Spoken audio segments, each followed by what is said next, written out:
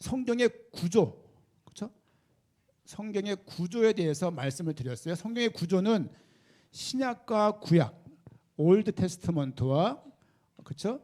뉴 테스트먼트 이렇게 구약과 신약으로 나누어져 있다. 이 구약은 예수님도 받고 사도 바울도 받고 그리고 누구도 받았을까요?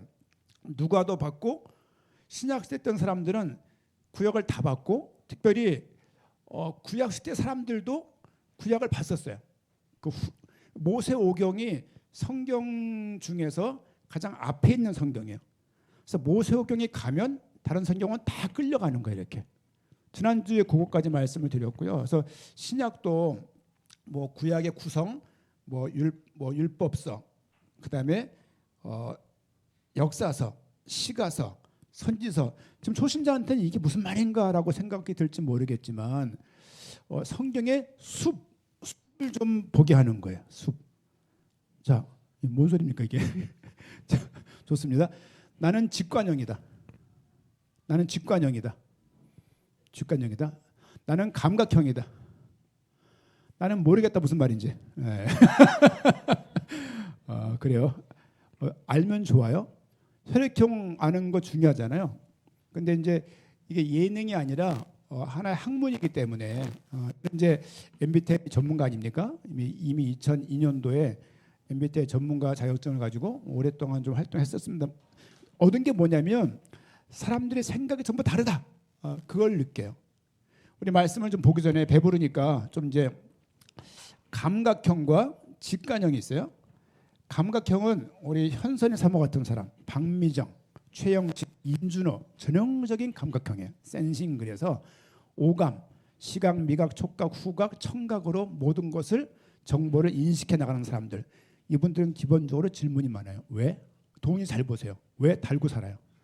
요즘에 감각형이 최고로 발현되는 시기에 있어요. 조심해야 돼요. 이럴 때. 저희 걸리면 싸움 납니다. 이제. 그리고 직관형은 늘 제가 한번 우리 중학교 학생한테 문제를 썼는데 이게 뭐 같습니까? 예. 이거 뭐 수박 그런 사람이 있더라고요. 이상하게 사과예요. 어떤 생각 듭니까? 사과? 딱 볼 때 빨간 거예요. 이게. 어떤 느낌이 들어요? 맛있겠다. 달콤하겠다. 상큼하겠다. 아삭하겠다. 그런 느낌 들면은 감각입니다. 센싱. 감각. 근데 보고서 뭐 독든 것 같다. 백설공주, 필 헤름텔, 스티븐 잡스, 지구의 종말 이런 거 생각하면 직관형입니다. 나는 사과 자체보다 사과와 관련된 그 무엇이 먼저 떠오른다. 다 직관형이에요. SN 그리고 이거는 이제 T가 있고 F가 있죠. T는 thinking 그래서 사고형이에요. 사고형. 들어온 거를 목적 지향적으로 생각하는 사람들이에요. 이번 주 토요일 날 운동회 합니다. 비가 와도 불사하죠. 사고형. F형은 뭘까요? 사람 위주로. 그러니까 사람 중심에 항상 처리를 하고 이 사람 목표 중심. 요 네 개가 성격입니다. 저 인간 이상한 인간이야 그럴 때는 요게 다른 거야 나하고 이제. 예를 들면 우리 현 사모님 갑자기 MBTI 강의가 되어버렸는데 예, 접니다. 저 우리 도은이 그다음에 우리 대은이 바뀌어가지고 다은이가 지금 다 P형이에요. 이 J형이 받는 스트레스가 얼마나 클까요? 여기 양말 하나 저기 양말 하나 걸쳐 있고 사방팔방 공동 공간에 자기 짐을 막 놔도 불편하지 않는 사람들. 여기 쓰레기가 떨어질 수도 일주일 동안 안 보이는 인간들. 이 인간들이 피를 전형 큰일 납니다. 결혼해서 이거 모르고 결혼하면 이것 때문에 이혼해요. 우리 그런 거지 이제. 그리고 이제 T가 하나 있으니까 도훈이하고 엄마 아빠는 약간 유사한데 이 두 친구는 좀 더 공격을 당하고 어려움을 당하죠. 저희 집에서 가장 재롱이 많고 포근포근하고 활발한 친구가 대은이죠. 사람을 너무 생각하는 본인이 힘든 생각은 다 같이 하는데 현사모 같은 경우는 늘 일을 생각하죠. 뭐 해야 되고 늘 달고 사는 말 정리해야 되는데 이게 달고 사는 말이야. 저도 마찬가지입니다. 뭘 하려면 정리하고 일을 해야 돼요. 그런가 하면 우리 그 이정선 장로님은 ISFP인데 유재석이 가지고 있는 이 유형이거든요. 모든 사람들을 편안하게 할 수 있는데 마마리가 좀 많을 수 있죠. 이렇게. 그리고 어떤 사고에 대해서 항상 무슨 말을 하고 지나가야 말을 못하고 지나가고 항상 좀 이렇게 손해를 보거나 마음이 아픈 뭐 등등등. 어쨌든 성경을 볼 때 제가 설명을 감각적으로 할 거라고요. 직관형들은 조금 뭐 그럴 수 있어요. 이게. 그러니까 여러분 잘 좀 어쨌든 간에 간단하게 저는 STG 유형이기 때문에 세밀한 정보를 다루는데 익숙해요. 보세요. 임준호 장로님하고 저하고 현사모 3명 딱 있으면요. 표정 입혀져. 우리 조 권사님, 조은경 권사님은 딱 이렇게 예를 들면 우리 박필 같은 경우는 조금 약간 좀 이렇게 약간 좀 이렇게 NTP가 가지고 있을 또 우리 이윤재 그렇죠?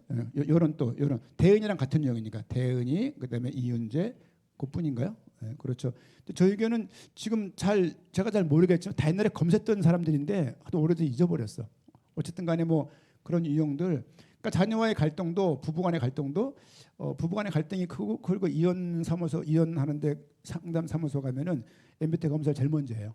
여러분 MBTI 검사는 이건 그냥 과학입니다. 그러니까 마이어와 브릭스라는 사람이 타입 인디케이터 이렇게 타입을 성향을 선호도를 타입을 16개형 만든 거죠. 그래서 여러분들 제가 할 때 너무 꼼꼼하게 말한다고 이제 하지 마시고 가능한 한 간략적으로 말할 테니까 그렇죠. 나중에 한번 우리 가족들 우리 수련회 가게 되면 한번 MBTI를 한번 제가 무료로 한번 제가 모여서 한번 할 게 있을 거고요. 지금 성경 구조를 잠을 좀 깨셨나요? 예, 잠을 좀 오늘 너무 많이 먹어서 밥 먹고 호떡 먹고 지금 막 또 게튀김까지 먹어갖고 지금 정신이 없는데 성경 구조를 말씀드렸고 지난주는 구약에 대해서 말씀을 드렸어요. 구약에 대해서 말씀드리면서 모세오경이 가지고 있는 그 가치와 모세오경이 가지고 있는 그 의미에 대해서 말씀을 드렸습니다. 그렇죠? 모세오경은 누가 썼나요? 모세가 썼죠. 이거 말 못하는 분들이 있더라고요. 모세가 쓴 거예요. 모세오경 중에서 모세가 경험 못한 책이 있어요. 경험 못한 내용. 창세기입니다. 오늘은 창세기에 대해서 좀 지금 성경 개론을 하고 있는 겁니다. 성경 개론이기 때문에 뭐 심각하게는 못 들어가고 이 개론 차원에서 창세기를 오늘 좀 돌보면 좋겠다는 생각을 합니다. 창세기 그러면 어떤 생각이 듭니까? 창조 또 아브라함, 네? 바울? 뭔 소리야 이게? 창세기는요. 창조에 대한 얘기가 몇 장 들어갔을까요? 몇 장? 창조의 얘기가 7장은 뭡니까? 2장 정도가 들어갔어요. 1장, 2장에 창조에 대한 얘기예요. 창세기 몇 장으로 구성되어 있죠?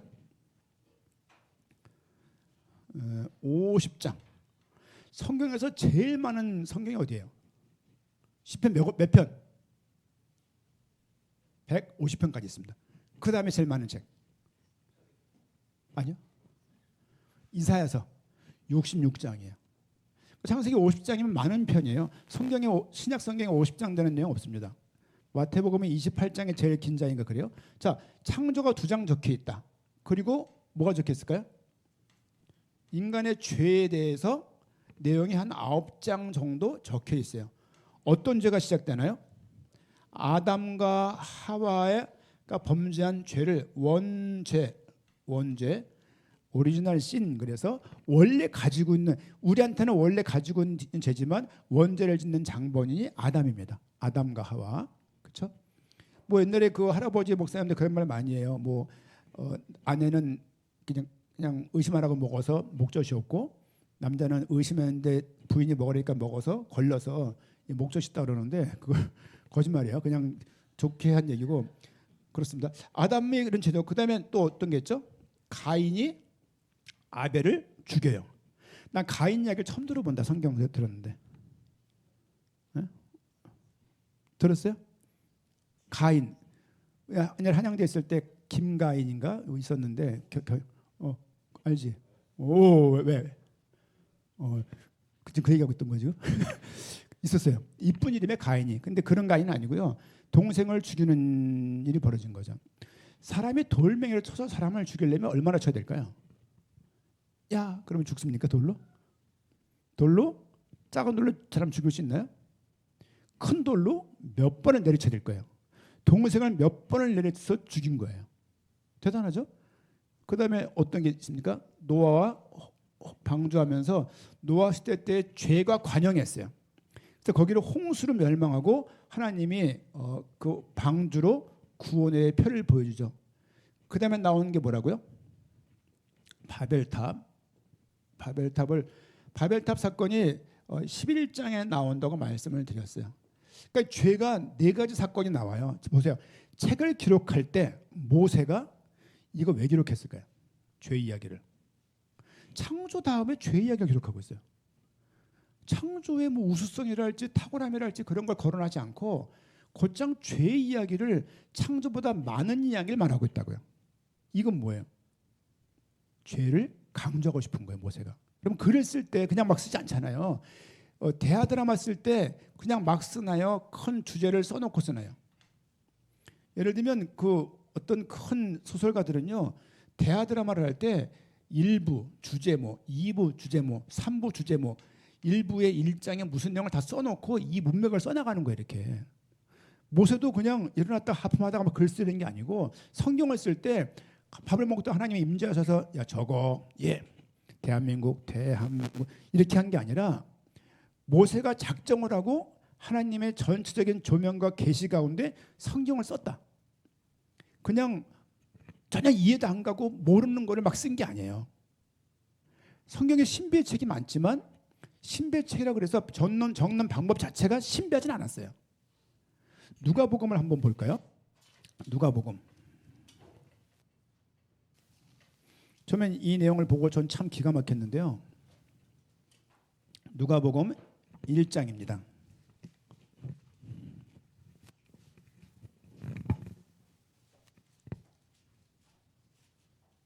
누가복음 1장 잘 보세요. 1장 1절. 우리 중에 이루어진 사실에 대하여 처음부터 목격자와 말씀에 일꾼된 자들이 전하여 준 그대로 내력을 저술하려고 붓을 든 사람이 많았어요. 예수님에 대해서 많은 이슈가 있는 거야. 그것을 기록하려는 사람들이 많았다는 거예요. 그런데 3절, 그 모든 일을 근원부터 처음부터 자세히 미루어 살핀 나도 누굽니까? 누가예요. 데오빌로 각하에게, 데오빌로라는 그때 각하가 있었어요. 차례대로 그 사람에게 차례대로 써내려가려고 그 사람 누가가 그 내용들을 기록한 게 누가복음이에요. 이는 각하가 알고 있는 바를 알고 있지만 더 확실하게 알게 하려고 누가는 여러 사람들의 문헌들을 보면서 이걸 짝 맞춰가지고 짜집게 해가지고 이해하기 좋게 기록한 내용이 누가복음이다. 산에 올라가서 가만히 가보자고 앉아있는데 번쩍 누가야 내 하나님 저거 이게 아니란 얘기예요. 이게 아니고 누가가 데어블랙에 뭐 말해주고 싶은데 너무 많은 거야. 이 내용을 쫙 모아서 추려가지고 이 내용은 빼고 이 내용 좋은 것 같아 선택해가지고 그걸 모아서 정리한 게 누가복음이다.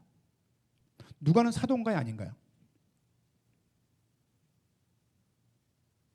12제자 이름 다 기억하십니까? 12제자? 제가 신학교 때 외웠던 거예요. 지금도 외워요. 머리 글자 베안야요 빌바 도마 야다 시 유가 12제자 머리 글자 이게 이니셜. 누가 없어요. 누가는 사도가 아닙니다. 의사 그냥 전문인이에요. 그러니까 지금이나 그때나 사람이 사람 몸을 만지려면 공부를 많이 해야 되잖아요. 그리고 자세한 기록에 대해서 의사들은 자세하게 말하잖아요. 사람 몸을 따라야 되니까. 그러니까 이제 누가의 기록은 자세할 수밖에 없는 거죠.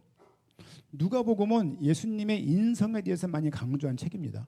족보가 성경에 신약에 두 군데 나와요. 어디 나옵니까? 응?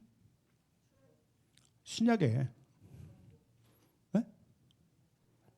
마태복음과 해봐 빨리. 그러니까 우리가 고민 좀 해야 돼요. 우리가 성경 얼마나 안 읽는지 지금 어디 몇십 년씩 뭐 이렇게 예수님 그리스도 이런 데 능하고 막 그냥 예배 다인도 하지만 많은 걸 제가 놀라고 있어요. 지금 제가 물론 우리 애들도 모르지만 그래요. 마태복음과 누가복음에 나와요. 마태복음은 누구 중심의 족보? 예수님 족보죠. 둘 다. 요셉 위주의 족보, 요셉 위주. 누가복음은요, 마리아 위주의 족보예요. 처음 듣네? 이런 내용들. 그래서 요셉에서 쭉 올라가면 다윗이 나와요. 다윗. 마리아에서 쭉 올라가면 다윗이 나와요. 무슨 말입니까? 요셉과 마리아는 결국 한 윗대를 가지고 있는 거예요. 솔로몬의, 그러니까 다윗의 아들이 몇 명 있었는데 한 명이 나아만이고 한 명이 솔로몬이에요. 한 사람이 솔로몬 족보고 한 사람이 나아만 족보인데 그들은 형제였어요. 이렇게 올라가면 그 위에는 다윗이라는 할아버지를 공통으로 가지고 있는 거예요. 부부가 결혼해서 예수님을 낳았어요? 결혼 안 하고 낳았어요? 안 하고 낳았잖아요. 그러면 예수님은 요셉의 다윗의 후손이 아닌 거예요.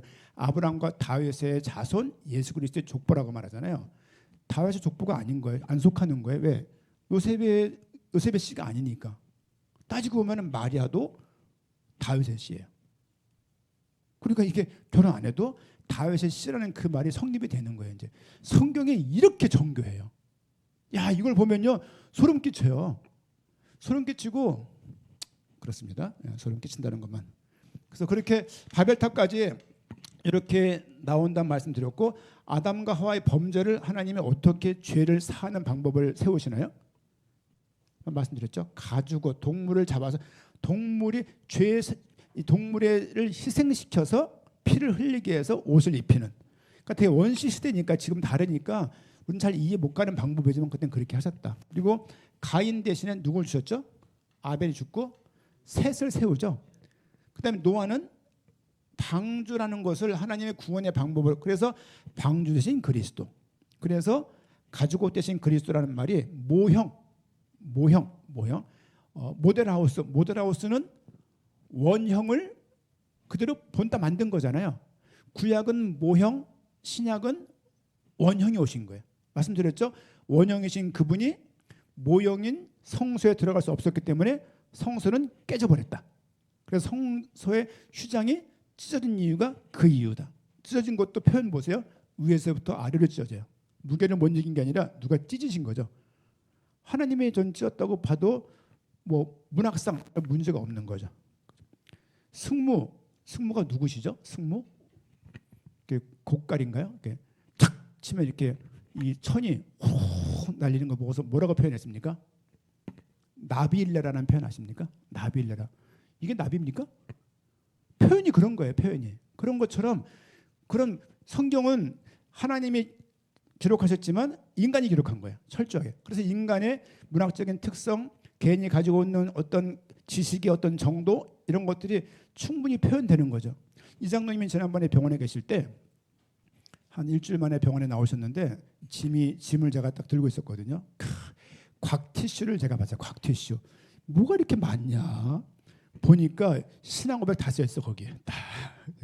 제가 우리 카페에 올려놨습니다. 확대해 보세요. 그 한 줄 한 줄이 그냥 뭐 게티게 먹다가 쓴 게 아니라 진짜 생사를 왔다 갔다 하고 죽을지 말지를, 우리야 안 죽는 데는 확신이 있었지만 장로님의 본인 입장에서 어떻게 했어요? 그게 그때 썼던 그 글들, 또 글 잘 쓰세요. 이렇게 글 필체에 좋으시고, 그 글들이 뭐 이렇게 딸들, 우리 부인 뭐 조명희 권사님부터 시작해서 거기에 또 뭐 신앙 고백들이 많이 표현돼. 못 보셨나 이거? 여러분 카페 올리는 거 이거 쉬운 일 아니에요. 제가 다 하고 있는데 지금 여러분이 좀 보시고 좀 보세요 한번. 자, 어쨌든 방주 바벨탑 사건에 볼까요? 창세기 11장입니다. 넘어와서 이제 본격적으로 내용을 보도록 하겠습니다. 창세기 11장.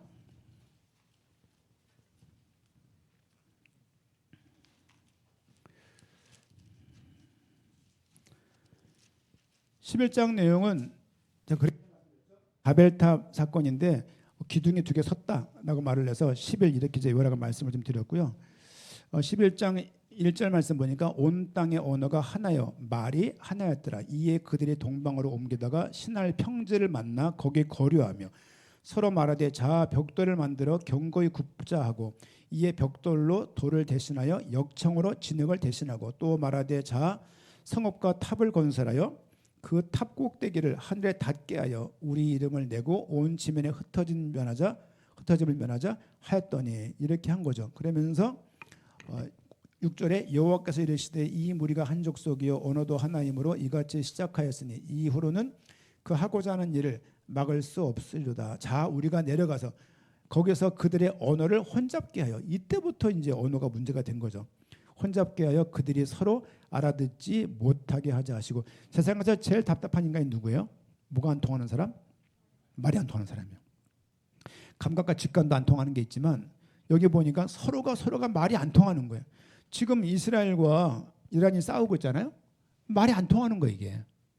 그런 것처럼 하나님께서 그들이 하나님과 같이 높아지고자 그들의 계획을 세우니까 7절 자 우리가 내려가서 거기서 그들의 언어를 혼잡게 하여 그들이 서로 알아듣지 못하게 하자 하시고 여호와께서 그들을 온 지면에 흩으셨으므로 그들이 그 도시를 건설하기를 그쳤더라.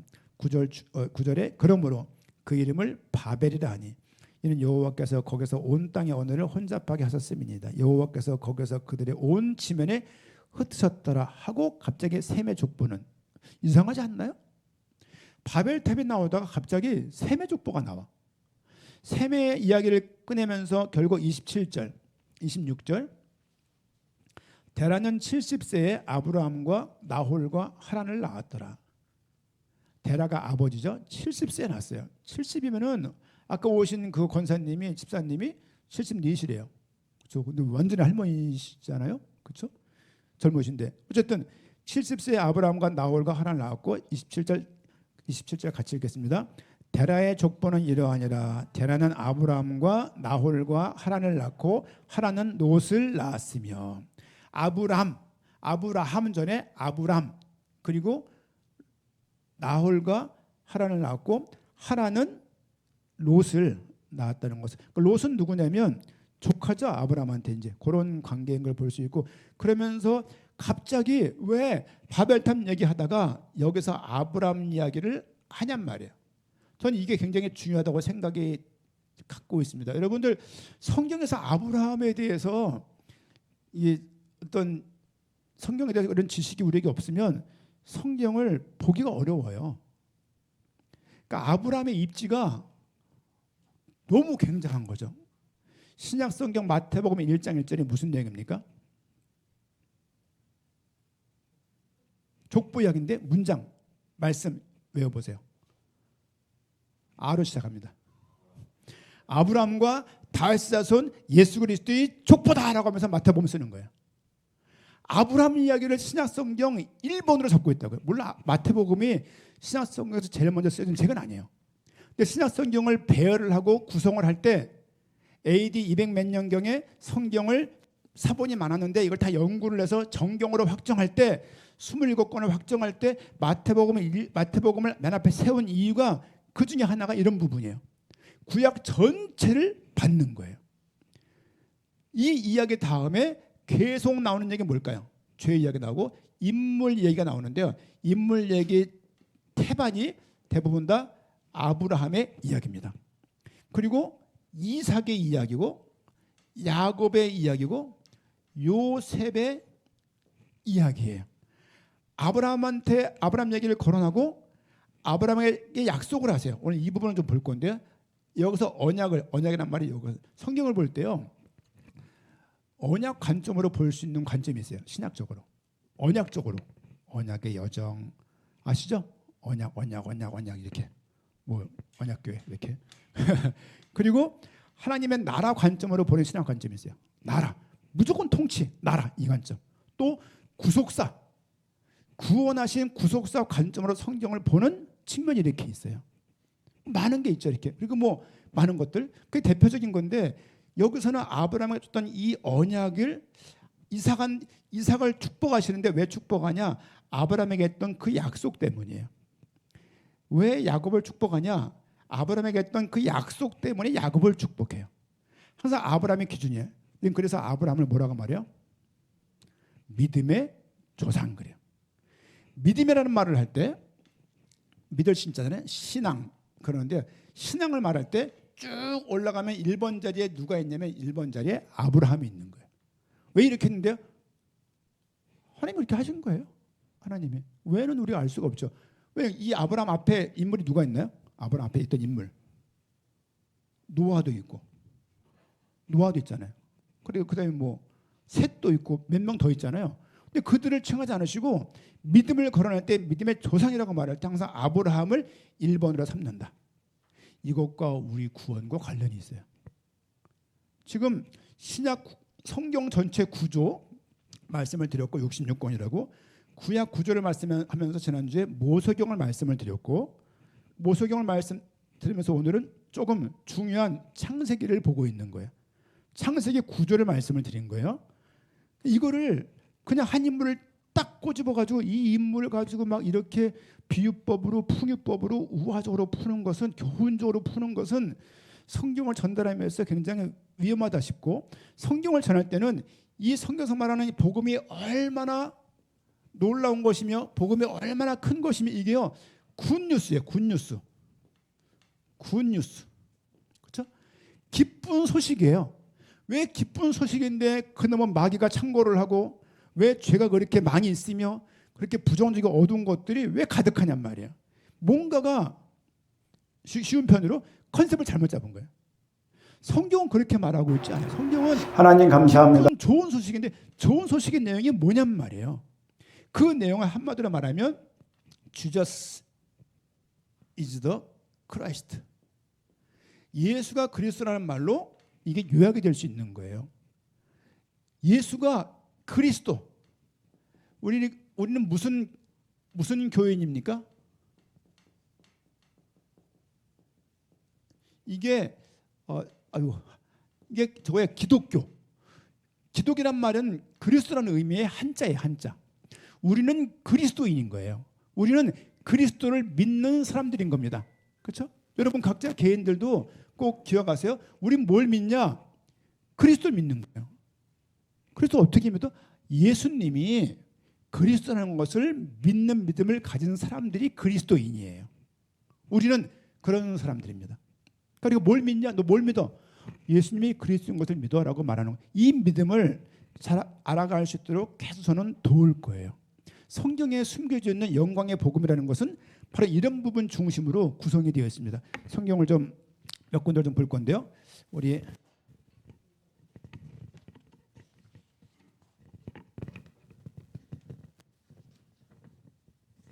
창세기 12장부터 좀 봅니다. 12장 1절.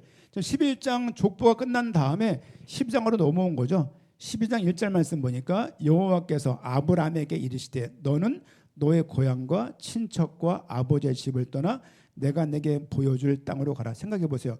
갑자기 아버지를 따라왔는데 그 32절에 11장 데라는 나이가 205세가 되어 하란에서 아버지를 따라 나왔는데 아버지가 원래 죽는 거예요. 여러분 아버지 따라가던 아들들이 자식들이 얼마나 황당했을까요? 뭔가 준비가 지금 11장 내용에서 아브람 이야기를 하는데 아브람 이야기를 말하기 전에 아버지 이야기를 하고 아버지가 죽었다는 표현을 하는 거예요. 아브람은 순간 갈 바를 알지 못하게 된 거예요. 그러면서 그때 하나님이 아브람을 그때 부르는 거예요. 여러분 꼭 기억하세요. 문제를 당했을 때 사탄을 꺾을 게 아니라 하나님이 나한테 무엇을 요구하실지 물으셔야 돼요. 하나님이 나한테 가지고 있는 계획이 뭔지를 물어야 돼요. 삶을 살아가다 보면 어른들 말해 주십시오. 문제가 많습니까? 적습니까? 네? 자, 50세 당 되시는 분들 살아보니 문제가 많아요? 적어요? 살만합니까? 20, 30대 살아보니 문제가 많아요? 적어요? 네? 맞아요. 누가 문제가 없을까요? 누가? 우리 도원이가 어렸을 때 하나님이 안 계시다는 거 갑자기 학교 오더니만 가방을 툭 던져지만 하나님 안 계신다는 거예요. 왜냐면 받아쓰기를 했는데 점수가 또 잘 안 나온 거죠. 받아쓰기 점수 잘못 봐가지고 하나님 안 계실 정도면 여러분 하나님의 살아계시면 내 삶이 잘 돼야 된다는 생각 가지고 계십니까? 결국은 하나님을 내 보호할 수 있는 방어막으로 쓰는 거예요. 하나님이 계시면 내가 마트 사장을 만난 것처럼 모든 삶에 충족하고 풍족해야 됩니까? 하나님 만나면 한양대학교, 서울대학 중요한 의사 원장을 만난 것처럼 내가 한 번도 안 아파야지만 하나님이 살아계신 겁니까? 이런 생각을 지워버리셔야 돼요. 하나님 만나면 내가 잘 될 거라는 그 믿음이 번영신학이에요. 이거는 세속화신학이에요. 그리고 번영신학은 기복신앙을 낳아요. 기복신앙은 자기주의 신앙생활을 갖는 거야. 봉사 없어요. 그리고 헌신 안 해요. 알았어, 나한테 복 달라고 이 생각이 있는 거예요. 이거는 미신입니다. 한국은 미신 나라예요. 말씀드렸잖아요. 별 3개인 기업체, 별 7개인 기업체, 용두마리인 기업체. 한국은 그런 문화예요. 그리고 뭐 대보름날 무슨 뭐 안 무섭게 뭘 먹고 그리고 색동저고리 옷을 입고 지금 많은 문화가 사라졌지만 그런 문화가 한국에 있는 한국은 기본적으로 우상 문화예요. 아프리카 사람들이 막 코에 막 끼고서 막 날뛰는 거 이상하잖아요. 사실 우리도 그런 모습들을 가지고 있었다. 중요한 것은 우리 기독교 그리스도를 믿는 그리스도 가르침을 믿는 사람들이 있는 건데 그리스도를 모르는 거예요. 알아요. 선자 제사장 왕 질문 받은 자 그리고 끝이에요. 이제 그거는 가슴에 담긴 지식이 아니라 들어서 하도 들어가지고 그냥 툭 나오는 말이지 그 말에 대한 동의나 진정한 이해와 가치도 없는 상태라면 믿음이 없는 겁니다. 그래서 여러분들이 교회 생활했다고 다 믿음이 있다고 생각하지 마세요. 하지만 하나님은 나를 구원하셨기 때문에 이 과정들을 반드시 알아갈 것이고 알아가질 겁니다. 자, 오늘 보십시오. 12장 1절 말씀 보니까 2절 내가 너로 큰 민족을 이루고 내게 복을 주어 내 이름을 창대게 하리니 너는 복이 될지라. 그래서 창대교라는 교회가 많잖아요. 창대교회. 너를 축복하는 자에게는 내가 복을 내리고 너를 저주하는 자에게는 내가 저주하리. 땅의 모든 족속에 너로 말미암아 복을 얻을 것이라 하신지라. 하나님이 지금 다짜고짜 아브라함한테 복을 주고 계신 거예요. 지금 자식 하나 없는데 이 말이 얼마나 허무맹랑한 이야기예요. 내게 복을 주어 내 이름을 창대게 하리라. 이런 말씀 붙잡고 하나님 우리 교회를 세웠으니까 창대게 복을 주실 거야. 으쌰으쌰 하는 것도 전 좋아하지 않습니다. 왜냐하면 전 교회 부흥에 좀 부흥을 많이 맛본 사람이에요. 교회 부흥을.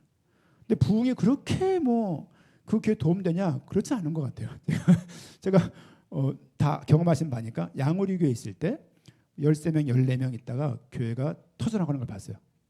막 바글바글하고 막 서서 예배드리고 막 한 달 내내 서서 예배드리고 막 그냥 뭐 대인이 막 돌아다니고 막 똥 싸고 막 그냥 기저귀 채고 막 그러 돌아다니고 그다음 교회가 연희동으로 이사 갔어요. 얼마나 좋은지 몰라요. 옥상에서 우리 교회 부흥했다고 옥상에서 막 그냥 그 텐트 펴놓고 밥을 먹고 그러다 큰 교회를 딱 개척 이 종교부 얻어서 건축에 딱 들어갔는데 그때부터 교인들끼리 만날 수가 없는 거예요. 거리가 점점 멀어지는 거예요. 그래가면서 에헤 이런 분들이 생기기 시작하고 그러면서 교회가 안정이 되면서 뭔지 모르게 좋아진 것 같은데 모르겠어요. 뭐 그런 거 있잖아요. 좁은 집에 있을 때는 서로가 막 꽁냥꽁냥 다 만나고 부딪히고 화장실 빨리 나오라고 놓고 하고 막 그랬었는데 화장실 3개인 집으로 딱 가니까 가족끼리 만날 수가 없는 거야. 카톡하는 거죠. 너 어느 방에 있냐고 이렇게. 나 7번째 방에 있어. 그런 경우가 있으면 좋겠네요. 뭐 그런 거죠 이제. 부흥은 그러나 우리가 외적인 부흥만 생각할 게 아니라 여러분이 이 비밀 성경의 말씀을 알아가는 것도 부흥입니다. 그렇죠? 이게 뭔지 모르겠는데 막 벅차고 가슴이 뻐근할 정도로 감사한 거예요. 이런 삶을 살아가면서 우리가 신앙생활하면서 맛볼 수가 있어요. 저는 그 생각이 들어요. 왜 교회가 이렇게 재미없어졌지? 어렸을 땐 재밌었어요. 전도도 재밌었고 너무 즐거웠는데 언젠가부터 사역이 목표가 되어지고 언젠가부터 해야 될 의무상으로 바뀌는 거 있죠. 이렇게 새벽 기도를 나가려고 막 애썼던 어린이들이 있었습니다. 제 모교에 길거리에 있었기 때문에 창문에 발에 줄을 묶어서 창밖에 내놔요. 권사님이 가다가 줄 땡겨 이렇게 권사님이 일어나가지고 뭐 새벽기도 나가면 그랬었어요. 이렇게 가면 자는 거죠. 이렇게 그 당시는. 근데 막 간절할 때는 새벽이고 뭐 깨서 제가 4월 한 3, 4, 5월 달 동안에 한 6월 달까지 어떤 그 교회 여러 가지 상황 때문에 기도할 기회를 주셨어요. 2시 반이면 잠이 깨는 거예요. 2시 반. 딱 깨가지고 잠이 안 오는 거예요. 그 누워서 기도하다가 앉아 뭐 하다가 이렇게 뭐 그러면서 한 4개월을 쭉 지났어요. 하나님이 잠을 안 자게 하시는구나 이렇게. 얼마나 편한지 몰라요. 근데 기도하면서 주시는 평안과 말씀이 있어서 그 과정을 잘 넘겼어요. 사실은요. 여러분 문제가 왔을 때 기도하세요. 기도하는데 중요한 것은 말씀에 근거해서 기도하면 좋습니다. 자 보세요. 우리는 정리하면 그리스도를 믿는 사람들이다. 이 말씀 지금 아브라함을 불러서 아브라함이 지금 어떤 형편이냐면 자식도 없고 아버지를 잃어버렸고 그런 상태에서 하나님께서 아브라함을 지금 부른 장면을 좀 볼 수가 있고요. 좀 넘어가서 우리 22장 볼까요? 성경 창세기 22장. 그러니까 아브라함 가정 이야기가 40장이에요. 39장.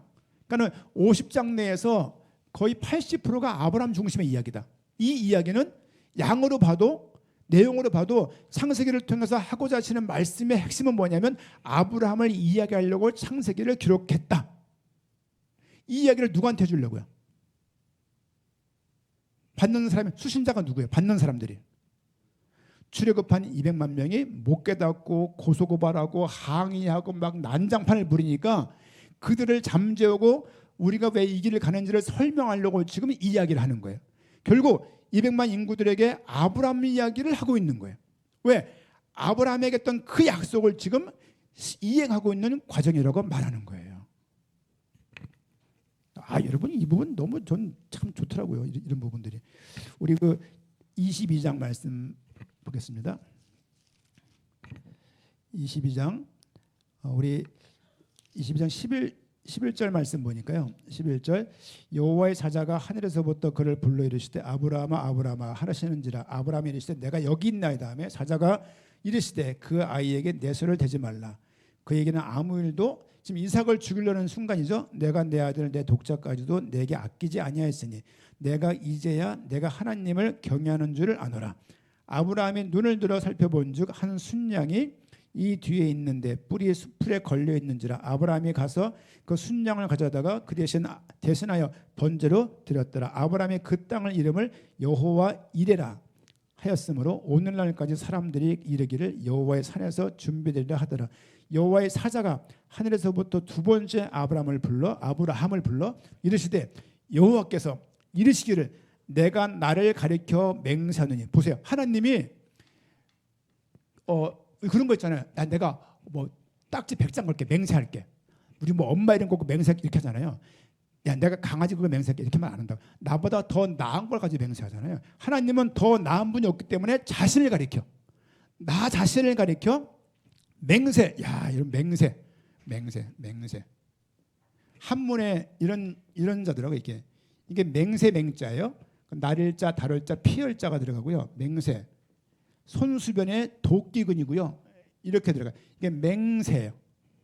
보세요. 밝은 달 밑에서 피를 마시면서 손에 도끼를 붙잡고 말로 하는 약속이에요. 살벌하죠. 이게 무슨 말이에요? 안 지키면 한 놈은 절단될게요. 그거예요. 한 놈은 죽어.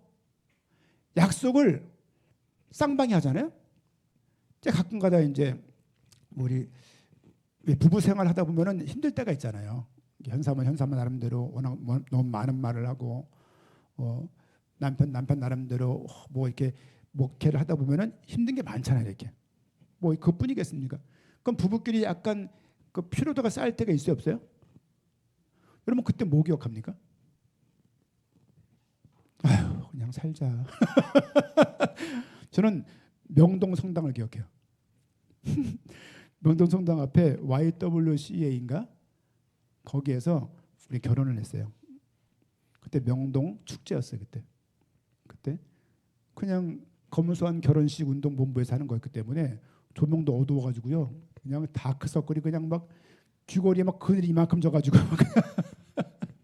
그때 우리 약속했거든요. 그때 우리 언약했어요. 검은 머리가 팥불이 되도록 현선의 신부를 사랑하겠느냐? 네 그러거든요. 결혼 30주년이 됐습니다. 올해 3월 26일로 말이 30년이지. 생각을 해보세요. 그렇죠? 그러면서 싸울 일이 얼마나 많았겠습니까? 근데 전 그때 맹세했거든요. 맹세하느냐? 네. 맹세 이런 말이에요. 맹세가 달빛에 피를 마시면서 피를 쭉 흘리면서 손에 도끼를 붙잡고 안 지키는 놈은 한 놈 죽는다 이렇게 약속하는 거예요. 보세요. 하나님이 우리한테 맹세했어요. 야, 이게 약자가 강자한테 하는 거예요. 내가 1년에 한 번씩 조공 바칠게요. 내가 세입자로서 벽에 못 박지 않고 내가 무너진 것은 다 원상 복귀하고 나갈게요. 이렇게 특약상을 써서 맹세한다고 이렇게. 그런데 이 맹세는 지존하시는 하나님께서 영문도 모르는 족보도 없는 아브라함이 이라크 사람이에요. 이라크 사람. 아브라함을 딱 불러가지고 그 아브라함에게 맹세해서 약속하시는 거예요. 이 말의 의미는 뭘까요? 의미. 이 문장을 문해력 있게 한번 말해보세요. 이 무슨 말이에요 이게? 하나님이 인간을 두고 맹세했다는 얘기는 내가 이거 지키고 말게. 하나님은 약속의 하나님이에요. 우리가 저버려도 하나님은 지키겠다는 말을 쓰시는 거예요. 여러분, 하나님이 인간을 향해서 하는 거예요. 야, 너 잘 들어. 200만 잘 들어. 아브라함한테 이렇게 약속하신 분이 하나님이야. 우리를 지금 그분이 인도하고 있는 거라고 말씀을 전달하는 거예요. 이렇게. 이 약속이 우리에게까지 이어지는 거지요. 그 내용 보십시오. 16절 이르시되 여호와께서 이르시기를 내가 나를 가리켜 맹세하노니. 나를 가리켜 자신을 걸고 말하는 거예요. 내가 이같이 행하여 내 아들 내 독자도 아끼지 아니하였은즉 내가 내게 큰 복을 주고 내 씨가 크게 번성하여 하늘의 별과 같고 바닷가의 모래와 같게 하리니 내 씨가 그 대적의 성문을 차지하리라라고 지금 하나님께서 아브라함에게 약속을 하고 있는 장면입니다. 쭉 넘어가 봅시다. 갈라디아 3장 16절. 갈라디아 3장 16절.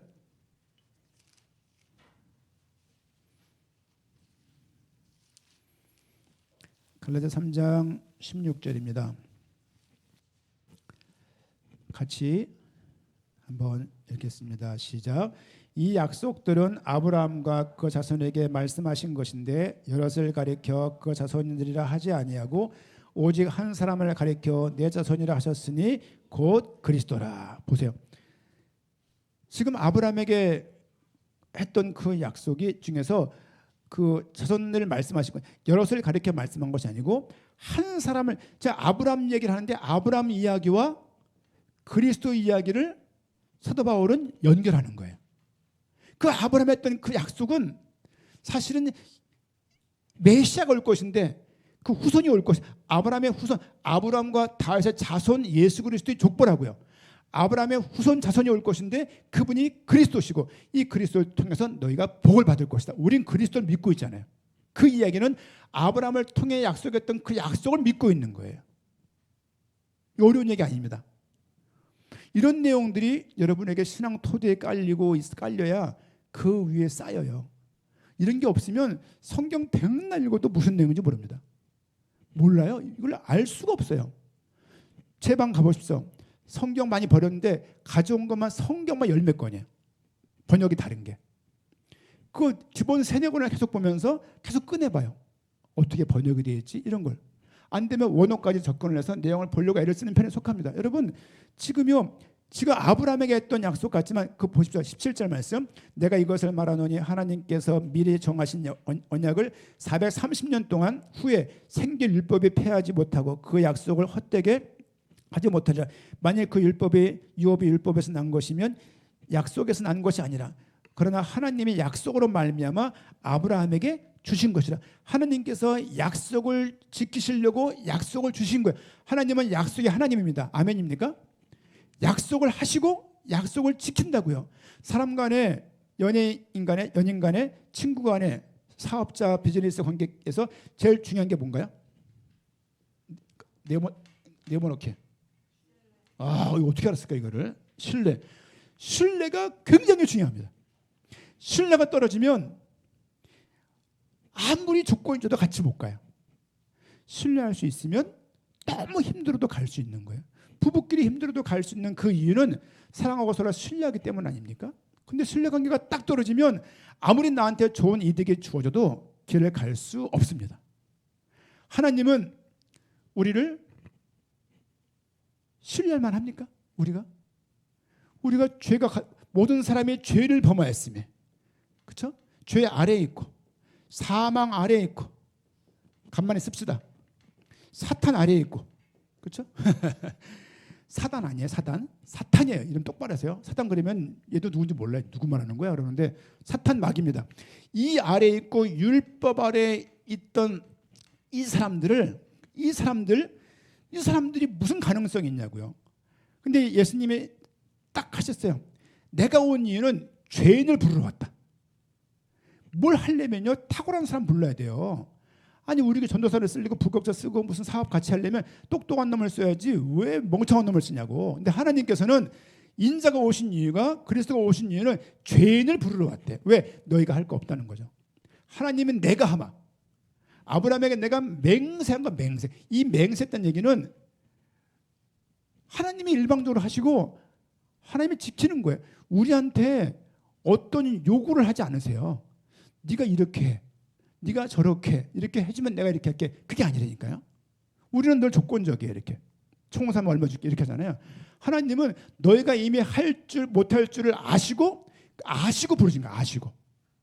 새끼가 부모를 향해서 뭘 잘한다고 기쁩니까? 그냥 그놈 밥 먹는 자체가 이쁜 거예요. 부모들 다 동의하잖아요. 하나님께서도 우리가 자꾸 어떤 사역을 하고 어떤 계속 제자 같은 일만 하고 전도자 같은 일만 하고 그냥 밥하는 건 아무것도 아닌 일이고 전도하는 일은 굉장히 우수한 일이고, 그런 게 어디 있습니까? 그런 게. 밥하는 것만큼 중요한 거 있어요. 그럼 전쟁에서 제일 중요한 게 뭐예요? 전쟁에서 제일 중요한 거. 전쟁에서 식량이에요. 그래서 군량미가 못 가도록 군수물자를 못 가게 포위하잖아요. 그러면 자체를 자멸하는 거거든요. 근데 전쟁에서 경계보다 중요한 게 뭐예요? 경계보다 중요한 병사가 한 명 있어요. 군에서. 주사병입니다. 주사병. 우리 도원 주사병이잖아요. 굶으면 어떻게 할게요? 공차할게요? 전쟁할게요? 배고픈데? 불가능한 거거든요. 여러분, 하나님께서 우리에게 그러니까 무엇을 자꾸 어떤 공로를 세워서 하나님의 좋아한다는 생각 버리세요. 무슨 공로를 세워요? 공로를 세우기는. 예? 말도 안 되는 얘기를. 그런 문화를 만들고 그렇게 교회가 막 북적북적 전도하는 것처럼, 무슨 전도가 되기는.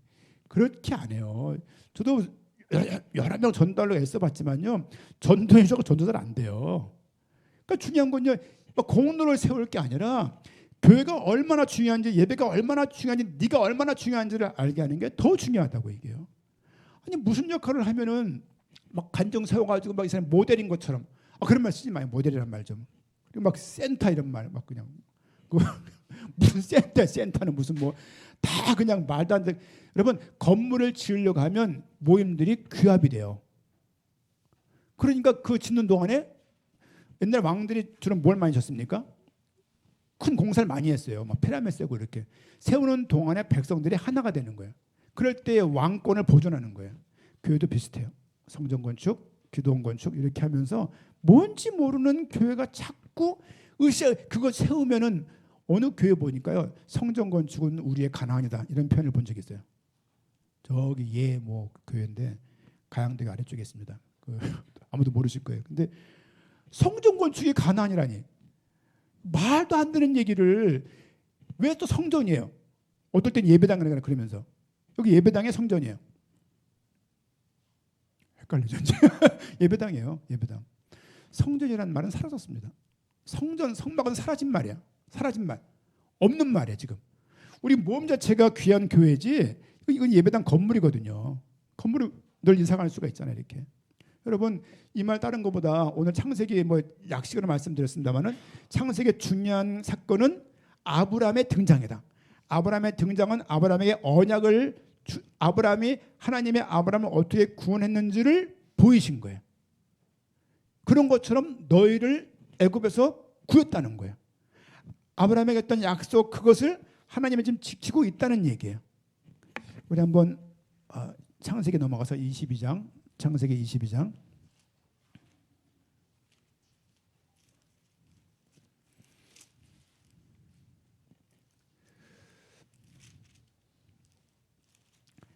몇 장인지 모르겠네요. 그 횃불이 지나간 거 몇 장에 있죠? 횃불. 15장. 창세기 15장. 하나님이 아브라함과 어떻게 약속을 하는지 보십시오.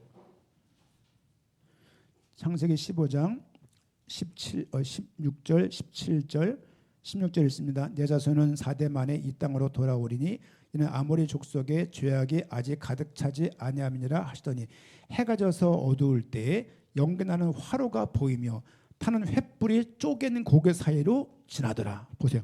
이렇게 고기를 이게 앞다리, 뒷다리 반, 앞다리, 뒷다리 반자는 거예요.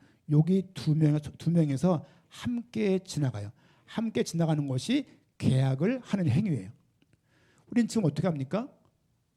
종을 가지고 하나는 부동산, 하나는 세입자, 하나는 집주인이 같잖아요. 이렇게 함께 지나는 게 계약 행위인데 지금 누가 지나갔어요? 횃불이 지나갔어요. 아브라함 안 지나갔어요. 보세요. 18절 그날에 여호와께서 아브라함과 더불어 언약을 세워 더불어 세웠다는데 횃불만 지나갔어요. 하나님 임재의 표현입니다. 임재의 표현이에요. 이 얘기는 무슨 말입니까? 하나님이 단독적으로 이 일을 행하셨다. 단독적으로 행할 것이기 때문에 아브라함의 어떤 쌍방의 의지가 필요 없는 거예요. 내가 하겠다. 내가. 네가 못할 거니까 내가 하겠다는 거예요. 이게. 자, 넘어가 정리. 로마서 5장 4장 이거 보고 정리합니다. 자, 아브라함 얘기 중심으로 보는 거예요. 로마서 4장에 오면은 사도 바울이 이렇게 표현합니다. 로마서 4장 1절 그런즉 자 보세요. 여러분 언제 한번 로마서를 할 기회가 있을 건데요. 로마서가 몇 장으로 구성되어 있나요? 로마서가 16장으로 구성되어 있거든요. 네, 로마서 1장은 무슨 내용일까요? 로마서 1장은 이방인들은 죄인이야 이거 말하고 있어요. 2장은요. 유대인 너희도 죄인이야. 3장 뭐라고 말하고 있습니까? 모든 사람이 죄인이야. 모든 사람이 죄를 범하였습니다. 이렇게 나오는 거예요. 4장은 뭡니까? 하지만 너희는 믿음으로 구원을 받을 거야. 이신칭의. 뭘 믿어? 예수님의 죽음을 믿어. 이게 5장입니다. 6장은 예수님의 부활과 너희는 이것도 믿어야 돼. 죽음도 믿고 십자가 말하고 부활 말하는 거예요. 7장은 하지만 너희가 예수님 죽음도 믿고 부활도 믿고 연합되어 있지만 너희는 인간이 가지고 있는 한계가 있어. 오호라 나는 곤고한 사람이다. 곤고하다가 무슨 말이야? 빨래를 어떻게 짜요? 이렇게 짜요. 반대로 짜잖아요. 이게 곤고하다 언어의 뜻이에요. 좋으면 좋을수록 곤고한 거죠. 하지만 성령께서 하실 거야. 이게 8장입니다. 생명과 성령의 사망의 법이 죄와 사망의 법이 너희를 해방했다는 여기서 나오잖아요. 이게 8장까지 내용이에요. 여기서 믿음에 대한 내용이에요. 믿음. 4장이 대전환을 이루어요. 여기에 등장하는 인물이 2명 있는데 아브라함과 다윗입니다. 그렇게 봅니다. 4장 1절 그런즉 육신으로 우리 조상인 아브라함이 무엇을 얻었다 하리요. 만일 아브라함이 행위로서 의롭다 하심을 받았으면 자랑할 것이 있으려니와 하나님 앞에서는 없다. 성경이 무엇을 말하냐? 아브라함이 하나님을 믿음에 그것이 그에게 의로 여겨진 바 되었느니라. 이 믿었다는 얘기는요. 행위적인 믿음 말하는 게 아니라 율법을 행하지 않는 무엇을 행하지 않고 하나님이 어떤 분인가를 인정하게 되는 거예요. 그 믿음 말하는 거예요. 그 믿음. 6절 일한 것 5절 일을 아니할지라도 4절입니다. 일하는 자에게는 그 삭시 은혜로 여겨지지 아니하고 보수로 여겨지거니와 월급 받은 거죠. 5절 일을 아니할지라도 경건하지 아니한 자를 의롭다 하시는 이를 믿는 자에게는 그의 믿음을 의로 여기시나니. 경건하지 않는데 의롭다라고 여겨주시는 거예요. 6절 일한 것이 없는데 의로 여기심을 받는 사람의 복에 대하여서 다윗이 말합니다. 아브라함과 다윗이 등장하죠. 불법이 사함을 받고 죄가 가려짐을 받는 사람들이 복이 있고 주께서 그 죄를 인정하지 아니할 사람은 복이 있도다. 아브라함과 다윗은 그들의 어떤 수고와 그들의 공로와 성과와 결과치에 구원받은 것이 아니고 전적인 하나님의 의지에서 구원받았다라고 말을 하는 거예요. 이와 같이 너희 구원도 그렇다는 거예요. 로마 교회에 사도 바울이 그렇게 쓰고 있는 내용이 바로 그 내용인 것을 우리가 알 수 있습니다. 언제면 로마서도 한번 말씀을 좀 드리면 좋겠고요. 이런 내용을 보니까 지금 아브라함은 뭐냐면 아브라함의 구원은 아브라함이 얻어낸 구원이 아니라 전적으로 하나님에 의해서 받은 구원이다. 그렇죠? 지금 창세기를 말하고 있지만 뭘 언급을 하는 거냐면 우리가 어떻게 구원을 받을지를 창세기를 통해서 말하고 있는 거예요. 그렇죠? 네 가지 사건, 네 가지 인물을 통해서 우리 출애굽기 한 번 더 볼까요? 출애굽기 2장.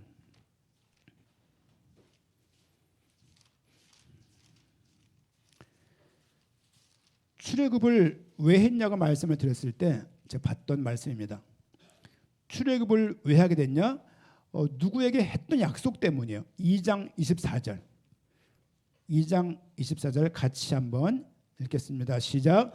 하나님이 그들의 고통 소리를 들으시고 하나님이 아브라함과 이삭과 야곱에게 세운 그의 언약을 기억하사. 하나님이 출애굽을 왜 했냐면 그들의 고통 소리 간구가 컸기 때문에 구원하신 것이 아니고 아브라함과 이삭과 야곱에게 세웠던 그 언약을 기억하사 그들을 꺼내신 거예요. 너희가 나온 거 지금 아브라함에게 하나님이 했던 그 약속 때문에 나온 거야 라고 말하는 거예요. 우리 입장에서 우리도 내가 왜 믿게 되었냐, 내가 왜 구원을 받게 되었냐, 아브라함에게 했던 그 약속처럼 우리를 구원하신 거예요. 이걸 알아가는데 모호함과 불확실함이 우리 평생에 있다고요. 교회 나왔지만 내가 교회 나왔다는 의미가 잘 자각이 안 돼. 근데 결론적으로는 하나님이 인도하셨구나라고 자각이 되어지고 이 교회가 나를 바꿔나가고 내가 부족하지만 하나님께서 나를 성화, 거룩하게 만들어가는 과정이라는 것을 이해하게 되는 거예요. 그래야 그때부터 교회가 달리 보이는 거예요. 그렇지 않으면 그냥 나가서 예배 탁 드리고 마음에 위안 얻고 집에 가는 거죠. 여러분 요즘은 잘 목욕탕을 안 갑니다만은 옛날엔 간혹 갔잖아요. 명절에 2번 이렇게. 근데 제가 수색 살 때는 한 달에 한 번 목욕 갔는데요. 목욕 안 가면 껄쩍지근한 거야 이렇게. 요즘 매일 샤워를 하지만 샤워를 하루 빠지면 어때요? 안 하면 버틸만 합니까? 머리 하루 안 감으면요? 인간입니까? 막 그냥 떡이 돼가지고 이제 아니 머리 안 감으면 되게 이상하잖아요. 그런 것처럼 불편해서 안 가면 뭔가 복 대신에 다른 무슨 우환이 있을까봐 나오는 예배라면 바꾸셔야 돼요. 예배는 하나님께 영광을 드리는 거예요. 예배는 하나님께 찬양을 드리는 거예요. 아무리 작고 코딱지만한 교회라 할지라도 그 은혜를 가지고 우리가 주 앞에 나가는 것이 복된 겁니다. 이것이 없고 큰 교회에서 좋은 사운드 밑에서 하울링도 없는 좋은 마이크를 가지고 그냥 수천만 원짜리 방송대물 써가면서 부럽습니다. 하지만 그런 속에서 내가 하나님께 잊어버린 채 예배를 하고 있다면 그 예배냔 말이에요. 절에 가면 어때요? 좋지 않나요? 전 좋더라고요. 풍경 소리가 딸랑딸랑 내리고 이렇게 앉아 있으면요. 저 향내를 좋아하거든요. 향내가 쫙막 냄새 나기도 하고. 저 어려서 담배 냄새가 참 좋았어요. 저 군에 담배 필 때 다 5분씩 할 때 뭘 핍니까? 담배 피거든요. 태반이 펴요. 거의 다 펴요 그냥. 싫지 않은 거예요. 성경을 보고 있는데 그때 성경 왜 봤는지 몰라 이렇게 포커스 빼가지고 이렇게 난 이제 거룩한 사람이니까 성경 보고 있는데 애들이 성경 보냐 이 연기 속에서 네 김 병장님 이러고 있는데 냄새가 좋은 거야. 그래서 제사 지냈던 사람이니까. 근데 막 그렇잖아요. 근데 교회 와서 그런 식으로 예배드리면 안 됩니다. 내가 뭐 봉사할 거 없을까? 뭐 할 거 없을까? 우리 도운대원 다은이가 지난 교회 있을 때는 크게 뭐 안 했어요. 그냥 교회가 너무 멀었거든요. 교회 가는데 버스가 없어요. 저희 집에서. 기차도 없고 스쿠터도 못 타고 딸랑이도 못 타요. 왠지 아십니까? 예배당 2층, 집이 4층이었어요. 신발 꾸겨 신고 내려가면은 이제 본당이 이렇게. 그러니 딱 10시 반에 시작하는 게 11시에 내려와요. 그냥 미치는가 이거 그냥. 이거 죽여야 되나 이거 다 죽여 살려. 근데 뭐 딱 과정이 있으니 그걸 혼낼 틈도 없는 거 바빠갖고 이렇게. 근데 지금은요 오면 돈이 막 또 방송한다고 툴툴대죠. 또 잘해 또 이렇게 하려고 애쓰고 대형이 또 찬양한다고 한 주간 내내 또 중얼거리죠. 막 부르고 막 또 괜히 막 손들고 막 이렇게 하고 지금 되게 겸손하게 하는 거고 집에서 막 뭐 부흥사예요 부흥사 그냥. 본인 축도까지 해요. 축도까지 이렇게. 이제는 다시 오실 예수 그리스도의 은혜가. 다은이는 뭐 집 나가 있으니까 뭘 하는지 잘 하고 있는 건지 뭐 요즘 또 뭐 바쁘거든요. 와가지고 주보 접는다고 뭐 칼각이 되는데 뭐 아닌 것 같고 이렇게 막 주보 접고 대걸레질하고 그러거든요. 이런 게 원래 교회 생활이에요. 제가 글이 인스타 올리니까 그 뭐죠? 뭐에 글 뜨는 거 뭐 스트레드? 그 뭐니 그게? 스트레드에 글이 올라가더라고 보니까. 그러니까 이제 장로님들이 이제 주일날 나와서 청산을 썼어요. 그러니까 어떤 분이 장로들이 개척교회 아니네. 장로들이 복수니까 이게 장로님이 그럼 모르겠는데 장로님들이라고 말하니까 복수니까 무슨 개척교회 장로님 2명이나 계셔 뭐 이런 얘기야 이제 이렇게 뭐 이렇게 글을 썼고 어떤 사람은 우리 교회도 그래요. 그래 댓글이 붙었길래 아 뭐 그렇구나 생각이 들었습니다. 여러분들 교회 생활은 편하게 할 수 있습니다. 편하게 할 수 있는데 하나님이 이때에 왜 이런 교회를 만나게 하셨고 저도 마찬가지입니다. 왜 이런 성도를 만나게 하셨으며 남들이 별말 다 해요. 신경 쓰지 마십시오. 왜냐하면 하나님이 하신 걸 뭐 가타부타 말을 많이 할 수 있습니까? 그 시집이 가려지지도 않고요. 결론도 안 나고 속만 상하니까. 여러분 아브라함의 인도를 보세요. 아버지 잃고 방향 잃었는데 갈 바를 알지 못하는데 갈 바를 알지 못하는 저 아브라함을 믿음의 조상으로 세운 하나님의 그 능력. 그렇죠? 그 창세기 내용이 아브라함의 핵심이라니까요. 50장 중에 40장 내용이 아브라함 이야기예요. 창세기 11장부터 50장까지 아브라함 이야기예요. 출애굽도 아브라함 때문에 한 거예요. 아브라함에게 했던 그 약속을 하나님이 지키시고 있는 거예요. 선지서 넘어가 보십시오. 아브라함 얘기가 계속 등장을 해요. 신약에 와서는 아브라함과 다윗의 자손이라고 말하면서 신약을 시작하고요. 로마서에서 아브라함 말하고요. 갈라디아에서 아브라함 얘기하고요. 계속 아브라함 얘기가 반복해서 나와요. 왜 요셉만 얘기하냐고 계속 요셉만. 요셉만. 아브라함을 통해서 하나님께서 주신 이 맹세 하나님이 살벌하게 안 지키면 죽어 이런 건 아닙니다만은 맹세의 의미가 그렇다. 하나님이 맹세했다는 얘기는 지키고야 말겠다는 하나님의 의지가 표현된 단어다. 그렇죠? 단어를 쓸 때 강한 말을 쓰는 사람이 주로 있잖아요. 기분 상하게 쓰는 사람도 있어요. 이렇게. 하나님은 맹세란 말을 딱 하면서 원어가 뭔지 모르겠어요. 근데 하나님께서 야, 우리에게 건성건성 밥이나 먹자. 언제? 근데 그런 약속이 아니고 하나님이 약속을 여러분 모세가 오기 전에 적어도 700~800년 정도 사람이 아브라함이에요. 조선시대 500년이거든요. 500 몇 년인데 500년 동에 27명이 왔다 갔거든요. 근데 800년 전이라고요. 태조 이성계 누군지 아십니까? 지금 뭐 우리가요 한 말씀드렸습니다만은 1910년도가 뭐 우리가 그 나라 잊어버리지 않았습니까? 맞나요? 1910년도? 제가 장로님이 뭐 56년생이시면 조선시대 끝나고 46년대 태어난 사람이에요. 조선시대. 그럼 뭐 조선시대 문화를 그대로 가지고 있는 사람이야. 어떤 면에서는. 그렇죠? 순종의 마지막 왕이잖아요. 우리나라. 대한민국, 대한제국에. 저도 조선시대 끝나고 50몇 년대 태어난 사람이에요. 조선시대가 멀지 않습니다. 멀지 않아요. 그러고 보면요. 실제 800년 전 사람들을 그 언약을 모세가 기억하고 있는 거죠. 애굽에 있었을 때 했거나 하나님의 부르심을 통해서 들었거나 했겠죠. 모르겠습니다. 많은 우리도 아브라함에게 했던 그 언약대로 하나님의 맹세를 기억하세요. 하나님이 나를 복되게 하셨고 내 구원을 하나님이 이루시고 계시고 아브라함에게 했던 그 약속 그대로 이루시면서 우리에게까지 구원이 온 겁니다. 이 구원은 역사를 뚫고 온 거예요.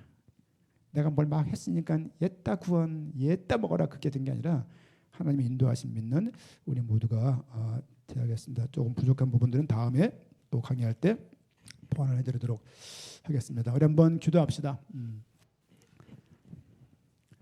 우리 작은 교회 개척교회 말을 하고